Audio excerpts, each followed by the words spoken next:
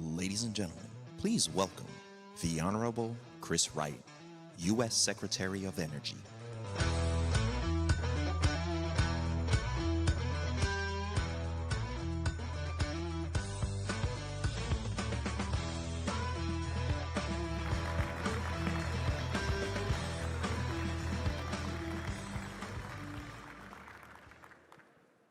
Hello, everyone.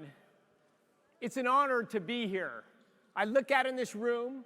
In all honesty, I can't see any of you because I have blinding lights. But I know who you are. As I look out, look, this is scientists, technology entrepreneurs, innovators, investors. You have come here because you're working in energy.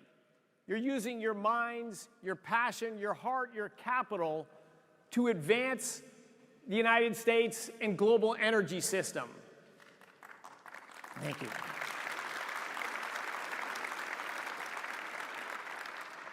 Another way to say it is, you are my tribe.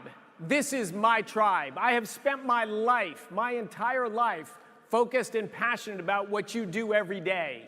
So I feel at home, I feel enthusiastic to see the crowd, the breadth of the technologies being worked on, the range of the applications.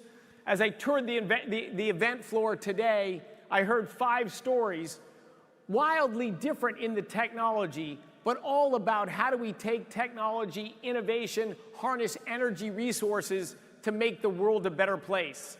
That's what Arpa-E is all about.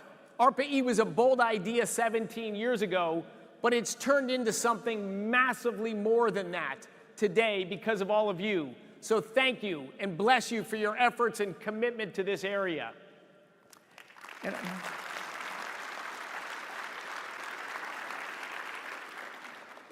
Energy is hard.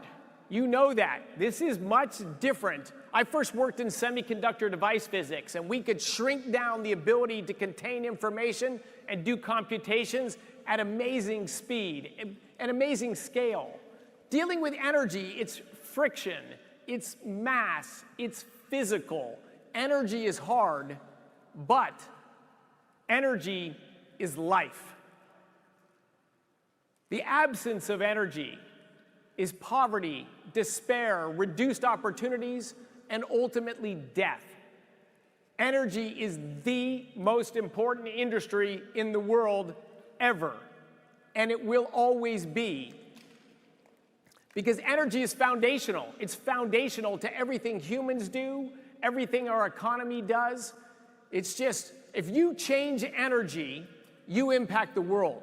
You expand human possibilities, and you make life improvements possible. You could not have chose a more important field to work in.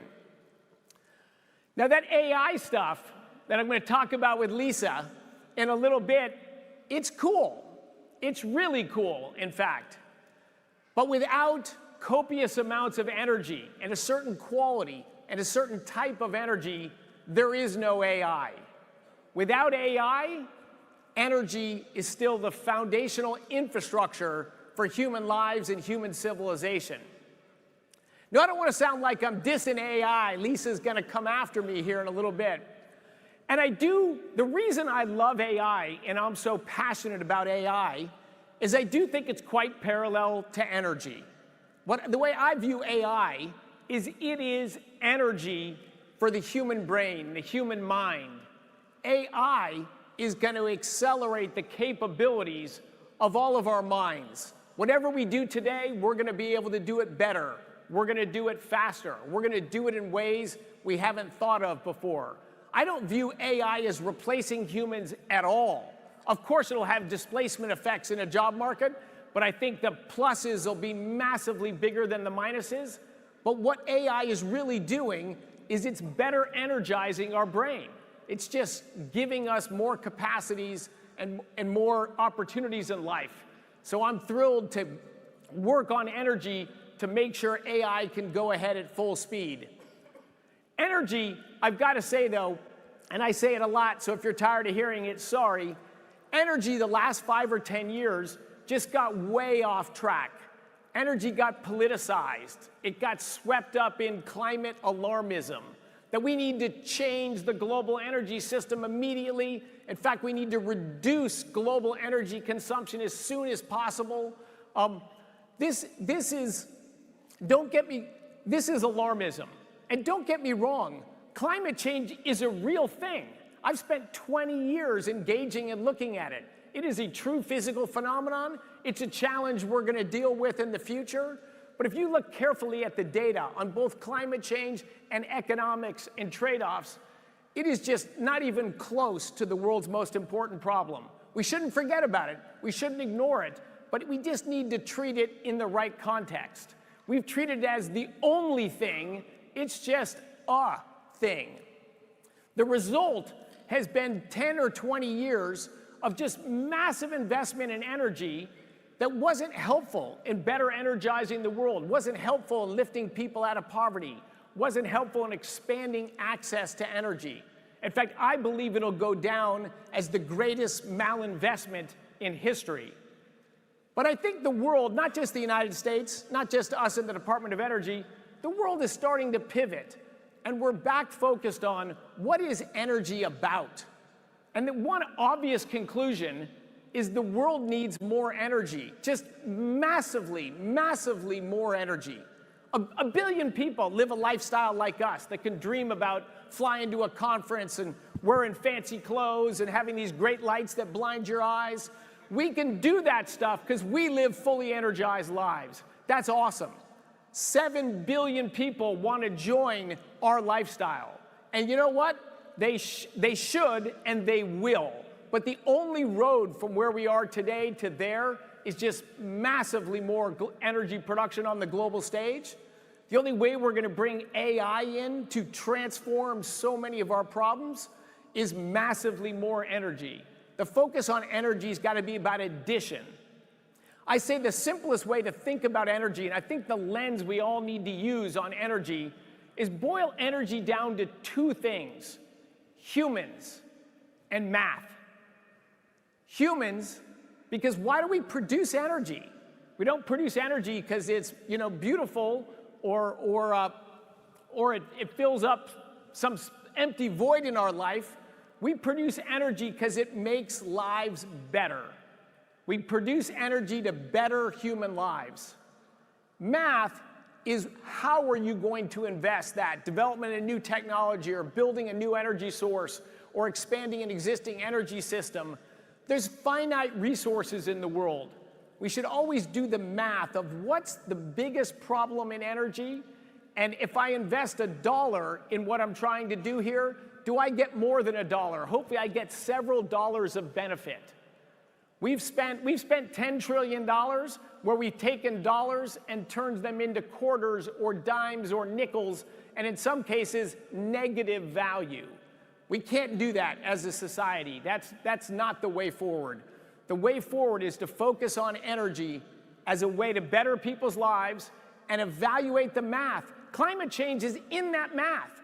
There are trade-offs. Anytime you produce something, there's side effects and there's benefits. The key story is just, are the benefits bigger than the side effects? And how do I make the benefits bigger? And how do I shrink the side effects? We got to be rational, not emotional, not political, not tribal on energy. Just rational people. Of course, there's emotion in all of us, but let's focus on humans and math for the very simple reason that energy is life, and we can't screw it up. If we get it right and we supercharge it, we're going to make our country and the world a better place. That's what we want for ourselves, our families in the future. Bless you all. I look forward to the dialogue about AI and energy with Lisa Su.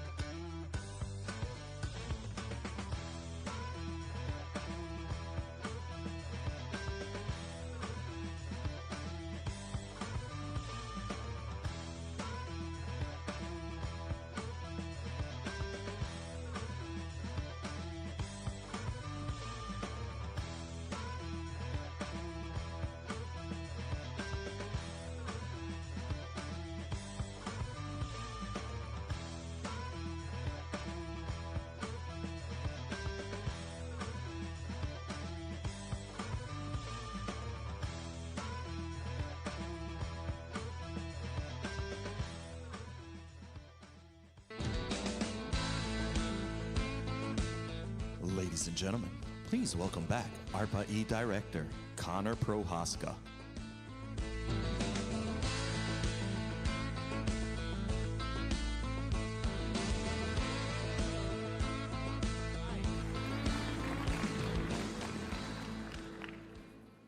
Well, I thought that was pretty darn motivating. I don't know about you guys. Let's give another round of applause to Secretary Wright.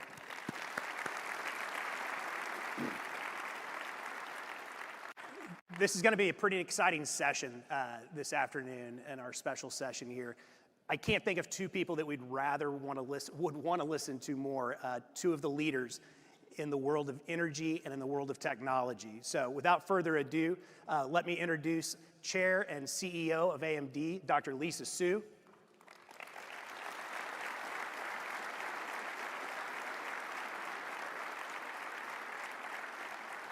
And welcome back to the stage, Secretary Chris Wright.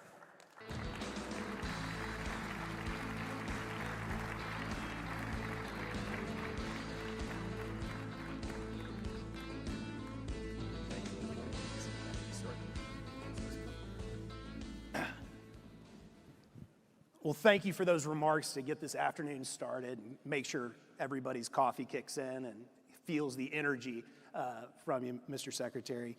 I want to start with something a little light. You know, if you've listened to either of these great individuals talk and give speeches and interviews, they both talk about their childhood curiosity. Secretary, you talk about looking up at the stars and curious of what's up there. And Dr. Su, you talk about taking your brother's toys and taking them apart because you wanted to see how they worked and trying not so great to put them back together. And then you both, as you grew up, you stayed with that passion and both ended up at MIT. And Dr. Su, let me start with you. You know, did you see that pathway would take you to this amazing place of leadership in the technology research and development world right now? Well, first, Connor, it's great to be here. Great to see so many folks in the audience. Thank you for the invitation. And I just realized, Mr. Secretary, that I obviously had the wrong major at MIT because it's all about energy. So, is that right? There is no energy major, though. But look, you know, it's so incredible what technology can do. And when you think about all the various different professions, I would never imagine that I'd be sitting here with Secretary Wright and amongst all of these incredibly brilliant people who are, you know, working on the technology that is truly, truly making the world a better place. And you know, that's how I fell in love with technology. It's the idea that the work that we do makes such a difference in the world. And what better profession can you ask for? And Secretary Wright was Secretary of Energy always on your billboard there? Definitely not. Definitely not. Yeah, so first as a kid, the reason I ended out at MIT was, yeah, as you mentioned, I was interested in astronomy, right? And you know, how we could see things that were so far away. Obviously, that's as I called it, a badass candle. That you could see these stars from hundreds of quadrillions of miles away. And there was a mania when I was a kid, you know, thinking that late 70s or early 80s, that the world was going to end. And then it was the world was going to end because we were running out of everything. We were running out of energy and farmland and fertilizer. You know, these manias are always pessimistic. The end of the world is always a generation or so away. And then, it was very focused on energy. And of course, as a young, impressionable kid, I'm like, my God, that's clearly we're soon to run out of oil, gas, and coal. And and I was, longer story, I was passionate about having everyone to have the same life opportunities I had. So I thought, if we're going to run out of energy, I want to work in energy. I'm interested in stars, and that's fusion energy. Humans are ingenious. I'm going to go to college to work on that. There were two universities then, Princeton and MIT, that had tokamaks, that had reactors that looked like a pathway to fusion energy. So I narrowed it down to two, and then as sort of a competitive jerk, you know, I found out, I decided MIT was the best technical school, so it's the only college I visited, the only place I applied to. And I was like, at a young age, I'm like, I'm going there. That's a great course there. And now, as I mentioned, I don't think there's two more timely people to have up on the stage of an Arpa-E summit when we think about everything we're trying to accomplish, from greater generation to more efficient transmission and then to efficiency. Dr. Su, I want to talk a little bit about that efficiency piece. It's a lot of what we've been focusing on, particularly in the AI data center world. Where do you see the trajectory of efficiencies at data centers going right now? Well, I really love this analogy. When I think about it, in our world, it's all about compute, and we really are like extraordinarily excited about the power of AI. But AI is enabled by compute, and compute is enabled by energy. And so when you think about those pieces, it really kind of tells you what the order is of what needs to be handled. And about 15 years ago, I think in semiconductors, we realized that yes, we can keep increasing performance. Yes, we can keep making devices smaller and more powerful. But really, the efficiency of devices, the efficiency of compute, is what determines how much further you can push the envelope. And so it's really been not just about raw performance and raw capability. It's about how can we make computing much more energy efficient. And so it's a first order consideration in everything that we do. And when you think about data centers today, as much as I know we're going to talk a lot about sort of the state of play for data centers, but the truth is, like, we're all limited by having more power and more capability, and so it is incumbent upon us to use our energy as efficiently as possible.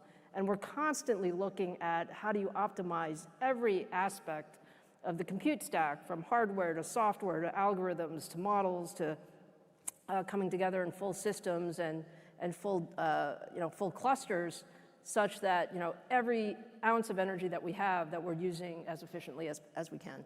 Well, let's talk about the state of play.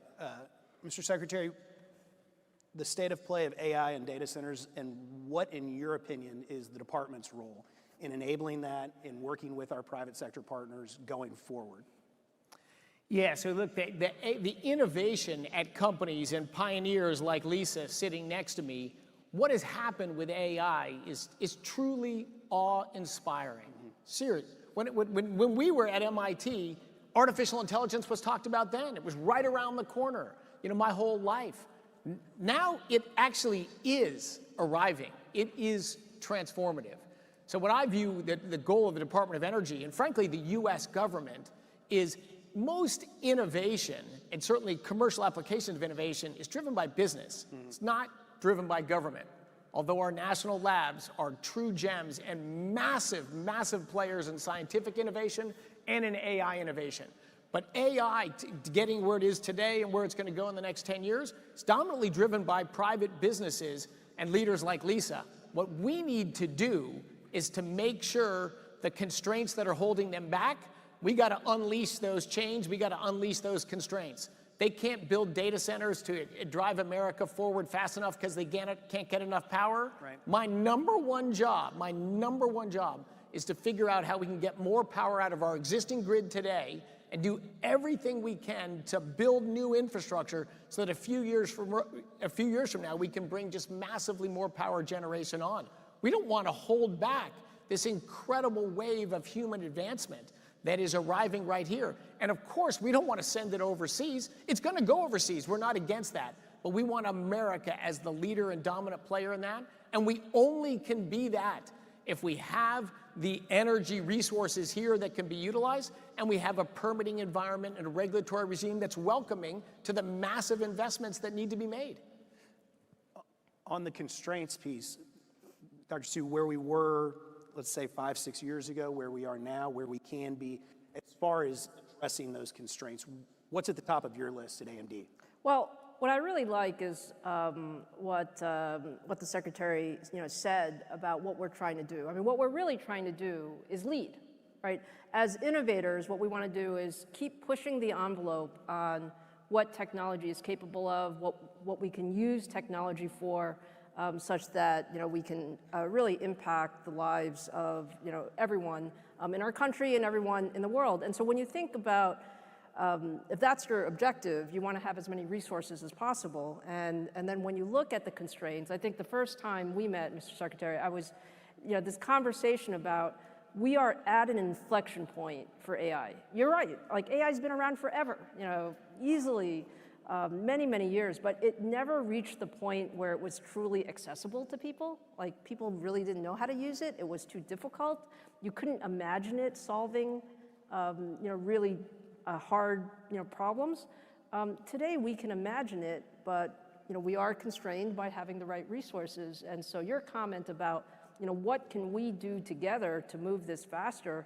I think it's the wonderful thing that comes when you have the government, really leaning in to help private sector, figure out how to go faster. Because it is about, not just, solving a certain constraint, but it's also doing it in a way that is very efficient as we get there. And I very much appreciate, the partnerships that we have. And I agree, there's so many great ideas out there. Like, our job is to unlock those ideas with, the right infrastructure.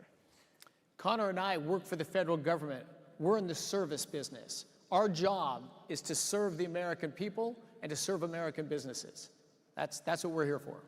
And he doesn't just say that on stage. He says it in just about every meeting with private sector companies. And so my joke is I can vouch for that. My joke is we're going to get that hamburger counter that McDonald's has and say how many private companies served at the Department of Energy. Great idea. Yeah. So as we think about serving the private industry, one of the things that the president's been very clear on, you've been very clear on, Secretary Wright, is speed, is how fast can we move this? I'd ask both of you, are we moving fast enough, whether it's internally in the country or against our external competition, to be able to compete? So we can always move faster. So the short answer is no. Are we moving fast enough today? Absolutely not. And let me give one quick example. Like, in the energy space, over the last 20 years, the United States has tripled our oil production. We more than doubled our natural gas production. Together, those two energy sources are 72% of US primary energy. Here we are in California, there's 75% of primary energy in California, who obviously loves oil and gas more than the rest of the country. But so rapid transformation, we globally reset oil prices lower by a factor of 2, natural gas prices at least by that much. Like, that's what America can do. But in the electricity sector over the last 20 years, we barely produce more electricity today than we did 20 years ago, and it's massively more expensive. And it's more constrained today. That's crazy. So we have, electricity sector has not worked like other sectors of energy. And so one of our jobs, and our whole administration's job, the Trump administration, is to fix that, is to make electricity dynamic, fast-moving, focused on cost and quality of service, and drive it forward. But can American entrepreneurs, the people in this room and the businesses in our country, do that? Absolutely they can do that. Absolutely. And so I'll conclude by saying we have to move at the speed of business. And we sent out a proposal last fall saying, we're hearing you're having trouble siting data centers. Let us know how we can help. Come build on our land. And I think 72 hours later, Lisa was in DC and said, I'll build here and I'll start tomorrow. And I said, yes. Also a true story. It actually is a true story, but I think the passion that you have, that we have together, is about, how do we get the best technology in the hands of everyone as soon as possible. And so to this point of, are we moving fast enough? We can always move faster, no question.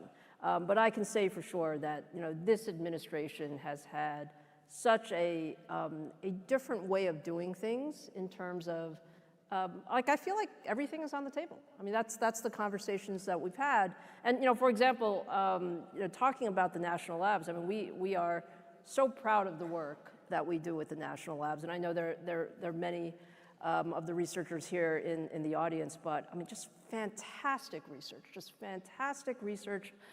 I like to say that some of the best work that we've done at AMD has been in partnership with the national labs, because we get a chance to set a goal that is, really hard and really aspirational, and then we get the power of the public and private sector to come together, and certainly when we worked with Oak Ridge National Labs and Lawrence Livermore on some of the big, large supercomputers over the last 5-6 years, I think that has been tremendous. And then now, thanks to the partnership, Mr. Secretary, with the department right now, we're building 2 new computers together. Very excited.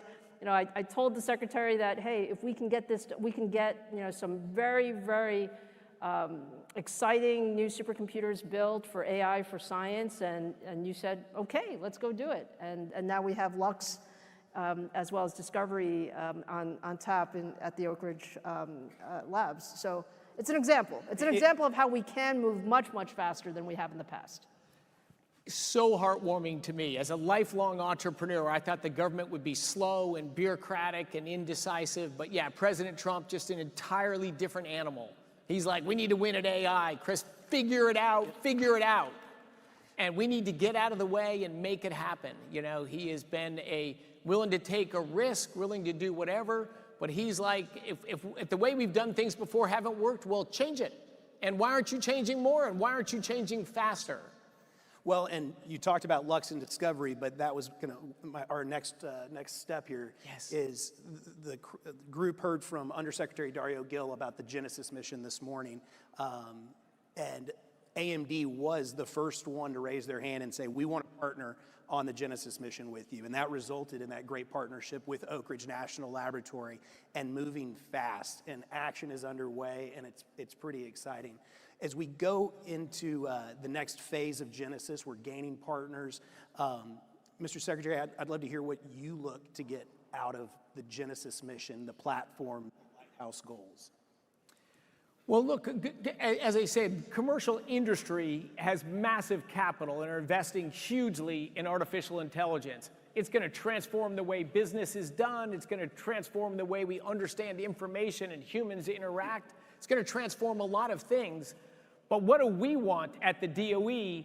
And one of my proudest titles, is to be the, lead cheerleader for our 17 national labs, right, that have just been massive drivers of innovation. So we want to take some of those resources that the commercial developers are doing, the computing power and the mindset and the brilliance, and apply that to accelerate the pace of scientific discovery. I get emotional thinking about how transformative it will be. If you look at our lives today versus a generation ago or 4 generations, that's mostly scientific and engineering discoveries about how to do things, how to solve things that used to kill people, or how to give people housing, how to make people's lives better. We're going to be able to accelerate massively that pace of scientific discovery by partnering with the scientific horsepower and the data sets we have at the labs with commercial players with massive capital and that move very fast. I kid you not, that was not an exaggeration. Lisa flew to Washington and said, I know where we can build a system right now in Oak Ridge. I know where it exists in a computing center we already had. We will start building right now. We will have something, in 6 or 9 months. We are on track to have something under that 9-month time frame that's going to accelerate scientific discovery.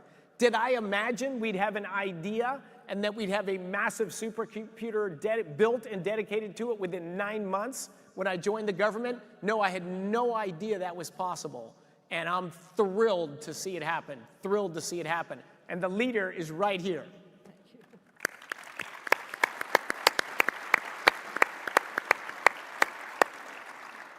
Now, we are absolutely committed to get great science out of these systems, and the fact is there's so much excitement. I mean, there's so much excitement, and that is true across both the public and private sector in terms of what we can do together. So, and Connor, if I can just say a little bit about the Genesis mission. I mean, it is fantastic. I mean, the idea that we can put a moonshot, sort of that mobilizes not only all of the United States and all of the, when you think about academia, for us in industry, the national labs together, but also our allies around the world around something that, again, truly none of us would be able to do by ourselves. I mean, I can say that for sure. Like we we would develop different technology because we have the Genesis mission in front of us. Not that we wouldn't need it in normal businesses and enterprises, but we would need it later in time. So we wouldn't deliver at the same rate and pace. Sure. But because we have this big ambitious goal out there, we will put our best researchers on developing the next generation chip technologies, packaging technologies, energy efficiency techniques, such that we can provide the type of computing that the Genesis mission needs, so that researchers around the world can really use that. And I think that's the beauty of really these types of projects and bringing everyone together. And I'll say on behalf of Arpa-E and the performers in this room and some of the best researchers that you're going to find out here, and investors and the team here is eager to work with the Genesis mission, utilize the Genesis mission and the platform. I think there's going to be some awesome things that Arpa-E is able to benefit from this. Connor, wouldn't it be fair to say Arpa-E is like a precursor to the Genesis mission? It's very parallel, right? We're taking commercial entrepreneurs, innovators, investors, combining with the science and technology of our national lab and trying to make the 1 + 1 = 3 and not 2. And Arpa-E in this room is proof that can happen. Bringing national labs, bringing some funding with innovators and technologists, gathering together in a community. I've got to say, it's phenomenal, truly phenomenal, what Arpa-E and all the players in this room today, all the commercial innovators that have worked with us over the last 15 years have done. It is tremendous. Genesis mission is the same model. It's the same model to take our national labs, to take computing power, to take commercial industry, and together make something happen that, as Lisa said very clearly, would never happen if the labs just did the lab thing and the universities did their thing and commercial businesses who don't have the luxury to have the 100-year time frame. We want to understand the basic fabric of the universe. That's not a profitable business. But that is critical things that we need to study. And when we can bring that ecosystem together, oh my gosh, I truly think it's breathless. 5 years from now, 10 years from now, when we look back, what happened in Genesis mission? I hope the AV team clipped that, because that's going on all our recruitment videos going forward. I couldn't agree with you more. Back to, as we're talking about Genesis, what's your dream, Dr. Su, on what private industry can get out of it? So we want to utilize the horsepower of private industry because we know as a government we can't do it on our own. What do you see as the upside, the benefit? The real benefit that I see is really bringing all of these different disciplines and capabilities together in such a way that we will accelerate the rate and pace of computing innovation. Mm-hmm. Like, we will build more powerful chips to power the compute needs. If I think about the goals of Genesis, and my friend Dario sets very, very ambitious goals in terms of just how much productivity we want to be able to achieve in a short amount of time, it requires us to think differently about how we build chips, how we build systems, how we bring hardware and software together, how we bring new techniques in, and for the massive scale of the Genesis mission, I think it will help us solve some really big scientific problems that we can't do today. Like, there's just not enough compute in the world to, fully, bring all of the, whether you're talking about biology or energy or, these scientific problems together. What we then hope to do is take all of that learning and make it commercially viable. Mm-hmm. And it might be something that becomes a very, start in a more, let's call it lab format that ends up being commercially viable a few years down the road. And it accelerates the rate and progress of research, in these areas. So if we take a more global view at technology and energy and the research and development community here in the United States, this is Arpa-E. The world is our oyster in some ways. We're open to exploring what I was calling this morning the unknown, the unexplored, and the unwanted, if you will, and we go out and find those unique technologies and look at areas others aren't. Mr. Secretary, if you could pick an area, I know certain technologies you're passionate about, but if you could become an Arpa-E program director right now and choose what mission you wanted to run at, what would it be? Man, I can't choose because there's so many. And I think with the talent in the room today and the arrival of AI resources at scale, I think collectively we're going to solve massive problems. Like, I went to college over 40 years ago to work on fusion energy, and I contributed 0.00 infinite number of zeros to that effort. But we're going to, with the great talent we have today and with this supercharging from artificial intelligence, we're going to figure out how to control a plasma that can burn like the sun on Earth. We're going to do that in the next few years. And then we're going to use the same laboratory and entrepreneurs in this room and AI, and then we're going to figure out how to make that into an engineered system to continue to drive down the cost of that. We're going to do the same thing with fission power. You know, at our Idaho National Labs, we're using AI to design a nuclear reactor, you know, create a machine replica of it, run it, and figure out how do we optimize the economics of developing fission power. We're gonna solve so many problems in drug discovery and in biology and diseases that are just death sentences today. We're going to turn them into manageable conditions in the next few years, not in the next few generations, in the next few years. These are ambitions people have worked on. We've made massive progress, but you accelerate that rate of progress, and we're going to transform energy. Let me give you one more. You had me choose one, I'm going to choose four. One more, our electricity grid, right? We have a problem right now. Lisa and her colleagues, they want to build data centers really fast. We're slow in building new power infrastructure. AI is going to figure out how to get tens of gigawatts more dispatchable, reliable power out of our grid without anything new. Just ways to operate it smarter, just different connections, different operating procedures. That's critical for us right now.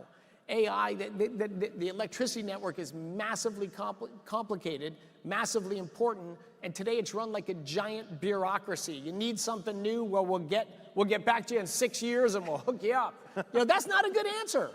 But we're going to transform how the grid is managed and operated and controlled with artificial intelligence.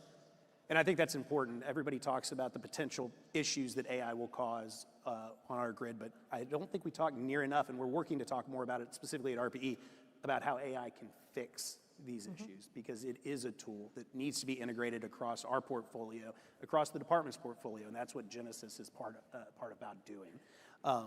Same question.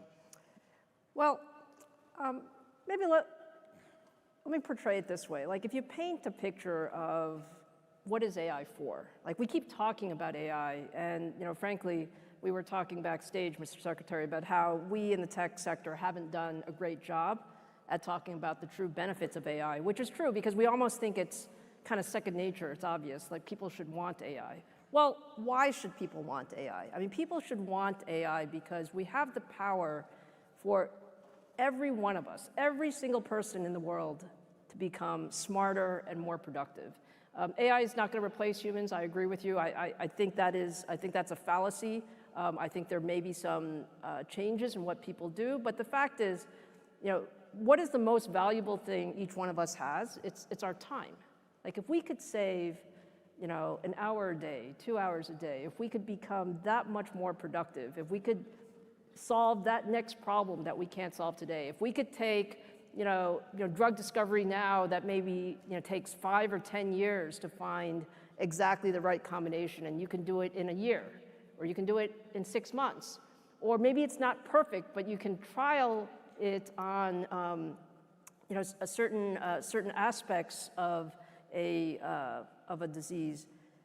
You can add so much, you know, quality of life and, you know, quality of you know, just capability. So that's why we should want AI. Now, the problem is we just don't have enough power to do it today. We don't. I mean, we project that you need 1,000 times more compute than we have today. There's, as fast as we can build, Mr. Secretary, we can't build that fast. And so, the idea of bringing the best minds across disciplines, I'm a big, big believer in, let's take our semiconductor experts and our system experts and our energy experts and come together and figure out what are the boldest ideas we can to, number one, let's get more power, but number two, how do we use that power as efficiently as possible in a way that's very responsible, very cost effective, and allows us to take this wonderful promise of a technology and disseminate it? That's what I would love to do. So, back to all of the extremely smart people in this room, like, that's what we have to do, is kind of bring together this notion of, when we bring the brightest minds together across different disciplines, we will be able to solve what previously just did not seem possible to solve. Well, we're blessed to have two of the leading minds in the energy and technology space right now, and I'd be remiss if I didn't suck up every second of time that we have with you. And so to close, I'd love to ask just a very general advice for the entrepreneurs, the innovators, the researchers, the investors that are out here as they go and work on this mission of accelerating and advancing American lives through innovation, which is what we're talking about here at Arpa-E right now. Mr. Secretary? I got to start again with a thank you. Thank you all, because it's the people in this room that have made Arpa-E successful. Thank you for leaning in with proposals and partnership to drive innovation. I think the track record over the last 15, 17 years has been awesome. We need you to make even more progress in the next 15 years. To me, I would say, Connor's lifelong entrepreneur, if you work on something you believe in, that matters to you, I say it's a mission, not a job. You're just a different person when you're doing that stuff. And so find what you love, find work that's meaningful to you, and then go aggressively, but you have to be willing to admit your idea was wrong when the data says it's wrong. So you got to pivot. If I followed my original ideas, I would still be beating my head against the same wall, and then I wouldn't have gotten anywhere. So I think having strong belief and passion to run down a pathway, and then you're often going to find out you need to pivot. Hey, this was the original plan, but that's not going to get me everywhere I want. Some of the things I did was an actual U-turn. I was going exactly the wrong direction. But I think working in things you love and that matter and are important to you, and so they're a mission, not a job, that's how the magic happens. Any parting advice, Dr. Su? Well, I would say that the thing that's on my mind these days, having spent the last 30 years in tech, is I really believe this time is different. It is, and if you take that into account, I think the sky is the limit, right? We grew up going to school and we learned about all of these laws. There's Moore's Law, there's Andal's Law, there's all of these laws that say things happen like this and they'll happen like this for the next, decade, 2 decades. Now it's different. The laws are changing. Actually, we can change the slope of the line as to how fast we learn. The people in this room can change the slope of the line.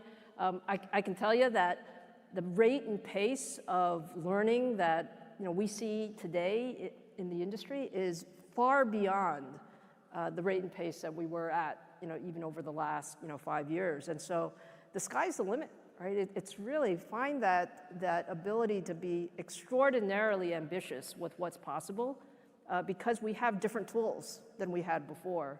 And with that in mind, I mean, it's just a wonderful, wonderful time to be in this area. Lisa talking about the second derivative in her closing remarks is perfect proof that this is my tribe. That's where you're supposed to be. Well, ladies and gentlemen, please join me in thanking Dr. Lisa Su and Secretary of Energy Chris Wright. Thank you.